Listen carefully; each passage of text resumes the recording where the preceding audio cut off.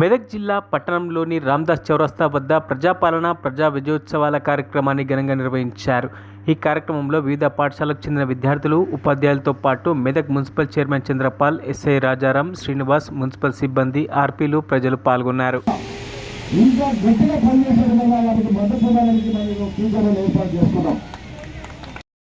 కార్యక్రమం విజయవంతం చేసి చూసా ముందు నడిపించేటువంటి మా సోదరుడు రాజరాజు గారు, మా ఇంకో అన్న నాగన్న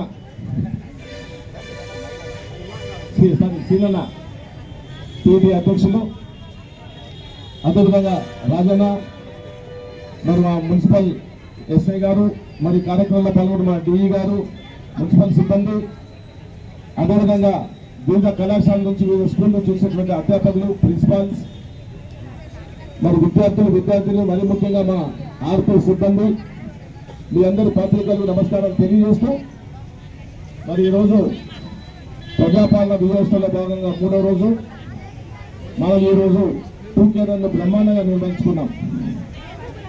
మా విద్యార్థులు కూడా బ్రహ్మాండంగా పాల్గొన్నారు.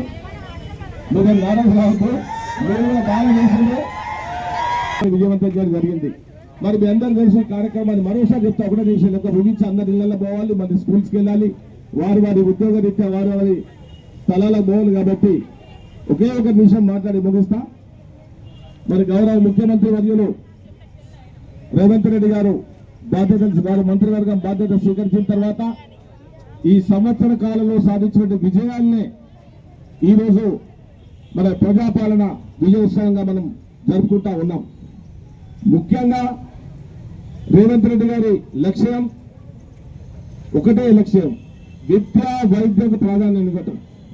ప్రతి ఒక్కరికి వైద్యం అందాలి, ఉచితంగా అందాలి, అదేవిధంగా విద్య కూడా పూర్తిగా ఉచితంగా రావాలి, వాళ్ళకి అందాలి. ఇది హక్కు, మన ప్రాథమిక హక్కు. ఇది ఈ భారతదేశంలో ఈ తెలంగాణ మనం పుట్టినందుకు విద్యా వైద్య అనేది అందరికి దక్కాల్సినటువంటి మన హక్కు. మరి ఆ హక్కుల్ని మనకి ఇచ్చే విధంగా ఈరోజు మరి ముఖ్యమంత్రి గారు ప్రోత్సహిస్తా ఉన్నారు. మరిన్ని అప్డేట్స్ కోసం మా ఛానల్ని సబ్స్క్రైబ్ చేయండి.